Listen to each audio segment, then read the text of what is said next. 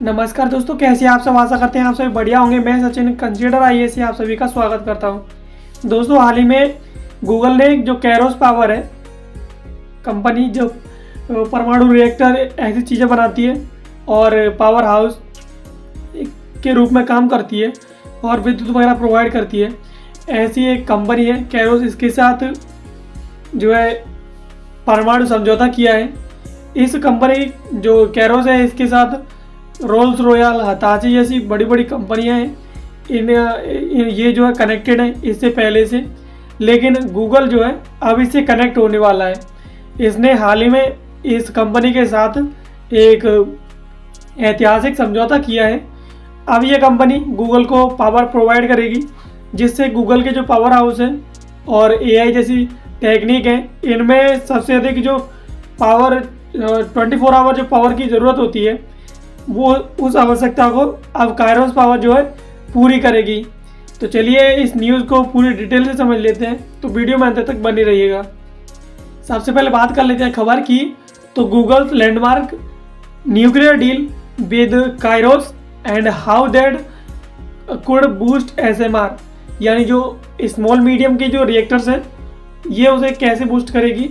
Google की जो deal हुई है कैरोस के साथ, इसे लेकर खबर है। तो चलिए इसे डिटेल से समझ लेते हैं, बात कर लेते हैं ये चर्चा में क्यों है। तो नए सौदे का उद्देश्य छोटे परमाणु रिएक्टरों का उपयोग करके भारी मात्रा में ऊर्जा उत्पन्न करना है, जो गूगल के कृत्रिम बुद्धिमत्ता यानी एआई डेटा केंद्रों को शक्ति प्रदान करने के लिए आवश्यक है। प्रौद्योगिकी क्षेत्र की इस प्रमुख कंपनी ने कहा कि कैरोस पावर के साथ समझौता के तहत वह इस दशक में सबसे पहले रिएक्टर का उपयोग शुरू करेगी और 2035 तक अधिक रिएक्टरों का ऑनलाइन उपयोग में लाएगी। यानी इस जो गूगल है उसने कहा है कि इस दशक के ये पहले रिएक्टर का उपयोग शुरू करेगी और 2035 तक ये अधिक से अधिक जितने भी रिएक्टर उपयोग में ला सकेगी, उन रिएक्टरों का ऑनलाइन उपयोग करेगी, ताकि जो पावर है वो लगातार बनी रहे। प्रमुख बिंदुओं के बारे में बात कर लेते हो तो एक दशक से ज़्यादा समय पहले अक्षय ऊर्जा के लिए पहला कॉरपोरेट खरीद समझौता करने के बाद प्रौद्योगिकी क्षेत्र की दिग्गज कंपनी गूगल ने एक और वैश्विक उपलब्धि हासिल की है। कैलिफोर्निया के अल्मेडा स्थित कैरोस पावर के द्वारा विकसित किए जाने वाले छोटे मॉड्यूल के जो रिएक्टर हैं यानी एसएमआर है, उनसे परमाणु ऊर्जा खरीदने के लिए पहला कॉरपोरेट समझौता किया है।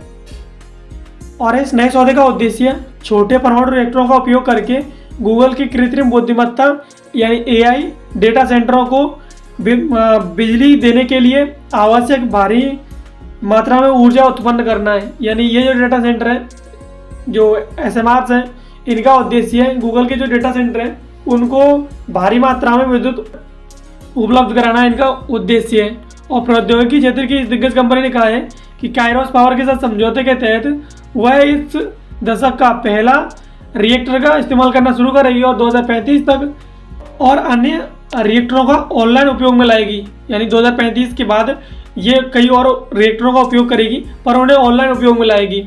दोनों कंपनियों ने इस बारे में कोई विवरण नहीं दिया है और सौदा कितना मूल्यवान है, प्लांट कहाँ पर लगेगा, इसके बारे में दोनों, ना गूगल ने और ना ही कैरोस ने, दोनों में से किसी ने भी कोई जानकारी साझा नहीं की है। 2010 में गूगल ने आयोवा में 114 मेगावाट क्षमता वाले पवन फार्म के साथ 20 साल के समझौते के साथ अपना पहला जो बिजली खरीद समझौता है वो किया था। 2010 में आयोवा के साथ 114 मेगावाट बिजली खरीद समझौता किया था, जो उस समय वैश्विक स्तर पर पहली बार हुआ था। यानी उस समय 2010 में ये ऐसा पहली बार हुआ था जो गूगल ने किया था। गूगल कैरोस डील की बात कर लेते हैं। तो गूगल जैसी प्रौद्योगिकी फर्में एआई को चलाने के लिए, विशाल डेटा सेंटरों को चलाने के लिए आवश्यक है कि बिजली की आपूर्ति के लिए ऊर्जा के परमाणु स्रोतों की ओर तेज़ी से अपना रुख कर रही हैं। यानी डेटा सेंटरों को चलाने के लिए ये बड़ी बड़ी कंपनियां जो परमाणु ऊर्जा केंद्र हैं उनकी तरफ अपना रुख जो है बढ़ाती जा रही हैं, जबकि अक्षय ऊर्जा कंपनियों के लिए पहली पसंद रही है। यानी अक्षय ऊर्जा है वो कंपनियों के लिए पहली पसंद रही है, जिनमें से गूगल भी शामिल है। लेकिन हरित ऊर्जा के सामने कुछ बाधाएं हैं। और वहीं परमाणु ऊर्जा एक समाधान प्रदान करती है, खासकर तब जब ग्रिड को एआई अनुप्रयोगों का समर्थन करने के लिए नए बिजली स्रोतों की आवश्यकता होती है।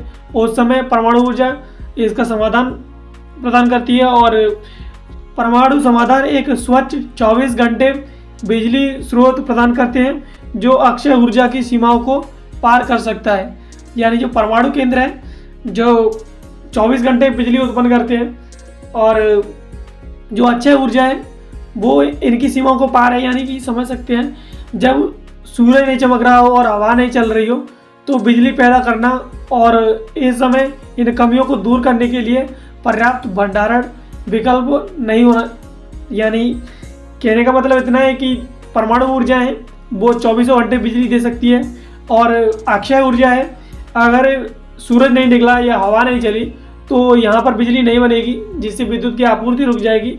और वहीं जो परमाणु रिएक्टर्स हैं वो 24 घंटे बिजली उत्पन्न करेंगे, चाहे सूरज निकले या ना निकले, हवा चले या ना चले, लेकिन वहाँ से एनर्जी जो है प्रोड्यूस होगी।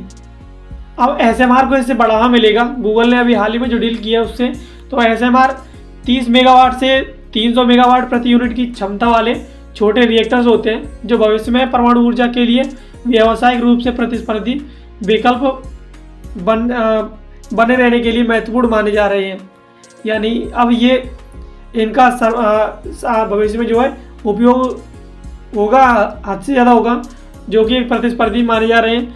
खासकर एआई मशीन लर्निंग अनुप्रयोगों, डेटा केंद्रों से आने वाली भारी वृद्धिशील बिजली की आवश्यकता को देखते हुए प्रौद्योगिकी कंपनियों की बढ़त बिजली की मांग को मद्देनजर प्रौद्योगिकी कंपनियां और डेटा सेंटरों में जिस तरह से बिजली की मांग बढ़ती जा रही है उसमें जो एसएमआर है तो उसका सबसे अधिक मांग जो है बढ़ती जा रही है और भविष्य में ये एक बहुत बड़ा प्रतिस्पर्धी विकल्प बनने जा रहा है।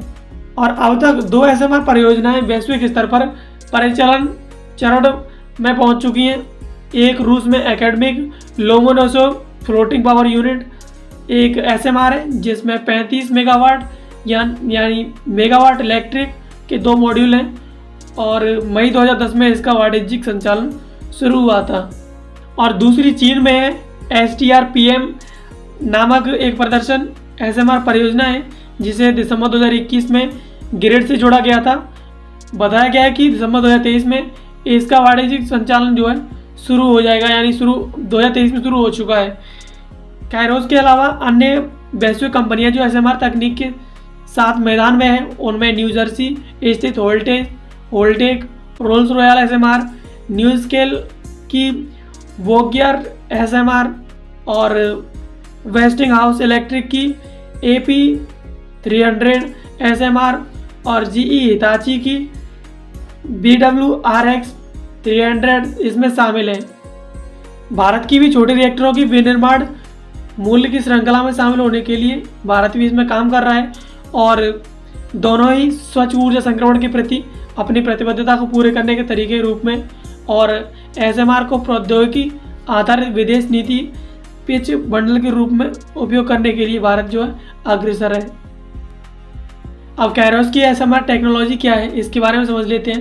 तो कायरोस पावर की तकनीक पिघले हुए नमक वाली कूलिंग प्रणाली का उपयोग करती है जिसे सिरेमिक फ्यूल टाइप ईंधन के साथ मिलाकर भाप टरबाइन में गर्मी को कुशलतापूर्वक पहुंचाया जाता है जिससे बिजली पैदा होती है। यह सबसे अधिक इस्तेमाल किए जाने वाले हल्के पानी के मॉड्यूल की तुलना में एक अलग तकनीक है जहां रिएक्टर पानी का उपयोग मॉडरेटर और शीतलक के रूप में करते हैं।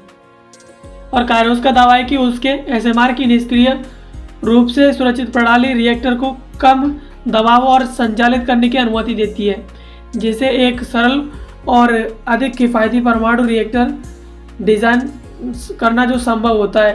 कंपनी का कहना है कि वह अपने वाणिज्यिक संयंत्र से पहले कई क्रमिक हार्डवेयर प्रदर्शन पूरी करेगी ताकि महत्वपूर्ण सीख और दक्षता में सुधार हो सके जिससे रिएक्टर की तैनाती में तेजी आए और साथ ही गूगल और अन्य ग्राहकों के लिए लागत जो है निश्चित हो। इस वर्ष के आरंभ में ही कायरोस पावर ने टेनेसी में हार्मिस गैर संचालित प्रदर्शन रिएक्टर की आधारशिला रखी है जो अमेरिकी परमाणु विनियामक आयोग से निर्माण परमिट प्राप्त करने वाली पहली अमेरिकी उन्नत रिएक्टर परियोजना थी, जिसे हाल ही में कारोस ने टेनेसी में इसकी आधारशिला रखी है। तो दोस्तों इस वीडियो में हमने समझा कि किस तरह से गूगल ने जो अक्षय पावर है उसके साथ साथ जो कायरस पावर यूनिट है उसके साथ समझौता किया है, एक डील हाल ही में साइन की है, जिससे गूगल की जितने भी डाटा सेंटर हैं उनमें विद्युत की आपूर्ति 24 आवर के लिए जो है परमाणु रिएक्टर्स यानी SMRs करेंगे। और SMRs 30 से 300 मेगावाट के बीच में बिजली प्रोड्यूस करते हैं, जो कि डेटा सेंटर्स के लिए सफिशिएंट है। और जो अक्षय ऊर्जा है वो सूरज नहीं निकलता है और जो है हवा नहीं चलती है, तो जो टरबाइन्स हैं उनसे बिजली प्रोड्यूस नहीं होगी। इससे क्या होगा कि 24 आवर जो डेटा सेंटर्स की ज़रूरत है वो पूरी नहीं होंगी। इसको लेकर के गूगल ने हाल ही में जो कायरोस पावर है उसके साथ एक डील साइन की है। तो आशा करते हैं ये वीडियो आपको पसंद आई होगी। ऐसी वीडियोस को देखने के लिए आप कंसिडर IAS यूट्यूब चैनल को सब्सक्राइब कर लीजिए और ऐसे संबंधित PDF के लिए आप इसके टेलीग्राम चैनल को ज्वाइन कर सकते हैं। कंसिडर IAS इंस्टाग्राम पर भी है, तो आप इसे इंस्टाग्राम पर भी फॉलो कर सकते हैं। वीडियो देखने के लिए आप सभी का धन्यवाद। मिलते हैं किसी अगले वीडियो में किसी नए टॉपिक के साथ, तब तक के लिए जय हिंद।